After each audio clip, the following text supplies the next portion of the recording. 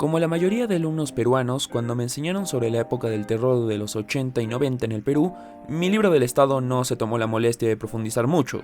Según él mismo, fueron un montón de comunistas que explotaron cosas y fueron detenidos por Fujimori, un presidente japo que luego renunció por fax. Como esa información era vaga y simplista, la mayor información vino de mi familia y profesores que contaron cómo fueron los 80 y 90 en el Perú. Entre ello, llegó a mí esta canción del grupo del Garadeaba, los no sé quién y no sé cuántos, una banda peruana que dentro de un estilo muy humorista tiene musicones como Magdalena y Pasamayo Maldito. La canción a la que decidí dedicarle este video es quizás la más interesante, ya que como quien no quiere la cosa, su letra donde le dicen cara de poto a Chirino Soto me enseñó más cosas que un libro aprobado por Minedu. Muy buen trabajo, muchachos.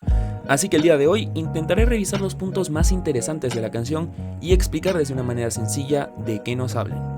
Pero antes de empezar, este video llega gracias a nuestros miembros que con su apoyo nos ayudan a continuar el canal, sobre todo nuestros miembros Cthulhu, El Piloto Rebelde, Camila Lescano, Jorge Horna y Light of Heaven. Recuerden que algunos de nuestros videos no monetizan por su contenido, pero agradecemos cualquier apoyo que nos brinden tanto por Yape como Plin. Ahora sí, comencemos. Para empezar, la canción está basada en Un elefante se balanceaba. Esto no es elegido al azar. En primera, porque es irónico que hablen de una época tan oscura usando una canción que cantamos en kinder, y otro porque así fueron esos tiempos. Un problema tras otro, siempre llegando más dificultades de las que solucionaban Alan, el Chino y compañía. Algo que les aviso desde ahora es que la mayoría de problemas que atravesaba el Perú de entonces aún los está atravesando. Sobre una torre derrumbada. El título viene del suceso de las torres de alta tensión de 1983, donde explotaron diferentes dispositivos hasta que terminaron derrumbando estas torres. Un terrorista, dos terroristas, un guerrillero, MRTista, un traficante en el Guayague. El movimiento revolucionario Tupac Amaru y Sendero Luminoso. Ambos distintos, pero a grandes aspectos eran los protagonistas del Gran Terror. Cuando me los enseñaron pensé que eran lo mismo y técnicamente lo son, ya que son grupos terroristas y no lo digo yo, lo dice Congreso, pero tienen diferencias importantes. El MRTA era liderado por Víctor Polay Campos y eran guerrilleros como los de Cuba, con uniforme y toda la cosa. Su fin era tomar el poder y poner un orden social según su visión del comunismo, que era marxista-leninista. En resumen, eran un remix peruano de Castro. Sendero era liderado por Abimael Guzmán, y más bien eran un partido comunista, pero su comunismo era una interpretación del marxista-leninista maoísta. Si te estás mareando con tanto ista, no hay problema porque ellos llamaron a su interpretación Pensamiento Gonzalo. Lo que querían era básicamente lo mismo que el MRTA, tomar poder y hacerlo a su manera, así que eran un remix peruano pero de Mao. Tienen más diferencias, pero esto es lo importante. Guerrilleros, partidistas. Remix de Castro, remix de Mao. Víctor Polay, Abimael. Hay muchas más diferencias, pero esas son las vitales. Si deseas profundizarlo, te incentivo a ello. Pero esto es todo lo que necesitas en realidad por cultura general. El terror que causaron fue desde el 18 de mayo de 1980 con la quema de ánforas en el pueblo de Chuschi y terminaría el 22 de noviembre del 2000, con Valentín Paniagua asumiendo el poder luego de que Alberto Fujimori renunció por medio de un fax. Lo de su fax es quizás el mayor jódanse de la historia peruana, pero lo explicaremos otro día, ahora concentrémonos. Lo de la zona del Guayaga es por ser la zona de narcotráfico que se utilizó para obtener ganancias con la siembra de coca. Como los explosivos, armas, municiones y demás no se pagaban solos, ese negocio era la forma más sencilla de sustentarlos. Luego de la derrota del MRTA y Sendero, comenzó el spin-off del terror peruano que es el conflicto en Brahim, que pasa de género de terrorismo a narcoterrorismo, y aún está en emisión. El búfalo prista Agustín Mantilla, Alan García y su compañía. Agustín Mantilla fue secretario privado de Alan, así que básicamente era su Robin. El primer gobierno de Alan, que no hay que decir. Alan fue presidente muy joven y la cantidad de errores y situaciones a las que llevó el Perú son tantas que solo Poppy podría resumirlas. Limitó el pago de la deuda externa en el Perú, que quiere decir que pagábamos menos dinero a la vez para pagar nuestras deudas. Algo que suena bien, pero tiene un gran pero. Luego amenazó con retirar a Perú de la ONU si no cambiaban el sistema internacional. Los países comunistas aplaudieron de pie esta valiente decisión, y si sabes por qué nuestros amigos venezolanos terminaron escapando hacia aquí, sabrás qué tan buena decisión fue.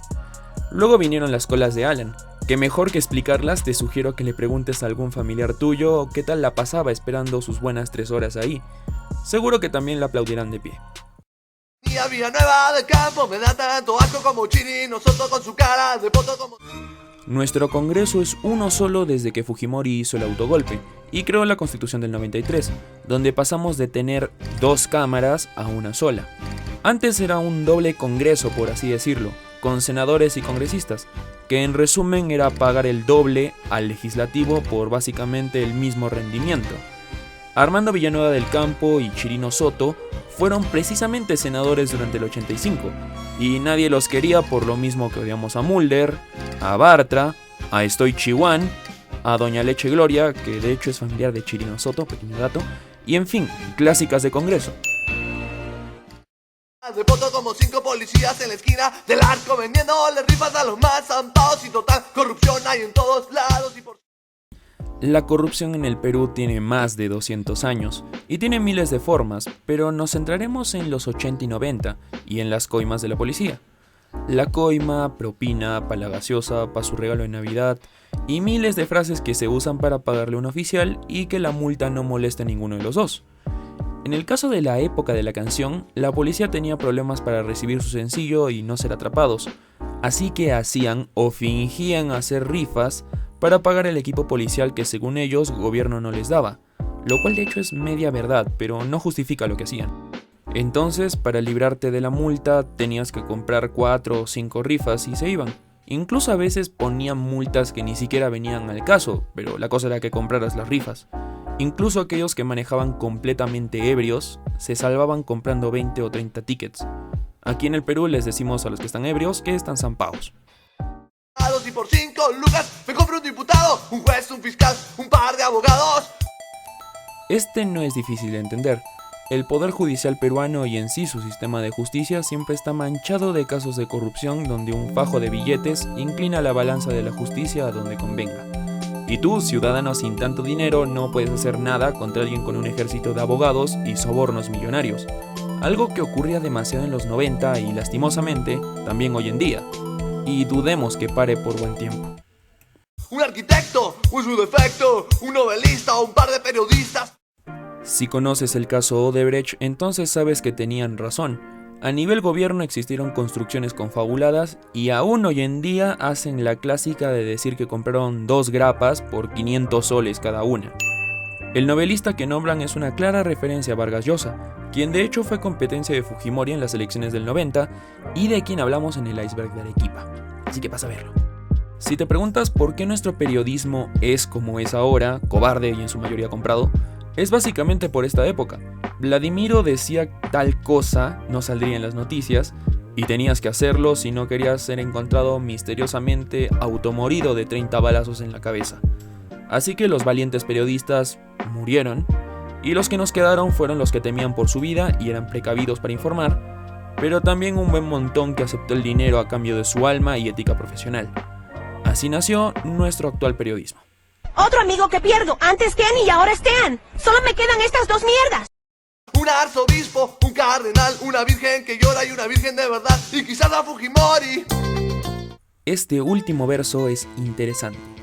En un país tan creyente como el Perú, curiosamente nuestros candidatos se llenan la boca con Dios y su mensaje. Aún no creyendo en estos, por cultura al menos saben que Dios y Jesús buscan un mundo donde todos quieran ayudar y sean buenas personas. Así que nuestros políticos siempre buscaron la aprobación usando la religión como una excusa, nunca poniéndola en práctica. Por parte de la Virgen que llora es una referencia a las pantallas de humo de Vladimiro. Consistían en dar una noticia escandalosa que llenaba los periódicos y televisores.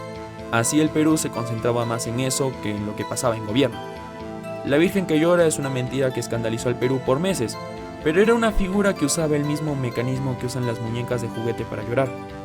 El caso de Melissa, Run Run, Aldo Miyashiro, Ciro Castillo, Farándula, escándalos futbolísticos, son básicamente hijos de la Virgen que llora y las pantallas de Vladi, tonterías que te distraen de lo verdaderamente importante. La otra Virgen creo que ya saben a qué se refiere, y con todo lo que dije antes creo que también saben a qué me refiero con la parte de Fujimori. Todos siendo baratos. Discursos baratos, mentiras baratas, morales baratas. todo aún en nuestro país. Y lo único que podíamos hacer es realmente buscar hacer algo, buscar un cambio. Pero aún no nos atrevemos como país. Pareciera que no estamos dispuestos a decir que sobre una torre derrumbada.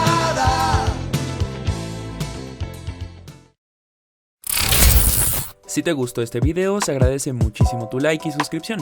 También recuerda seguirnos en redes sociales para enterarte de las últimas novedades del canal. Nos vemos en la siguiente. ¡Corte!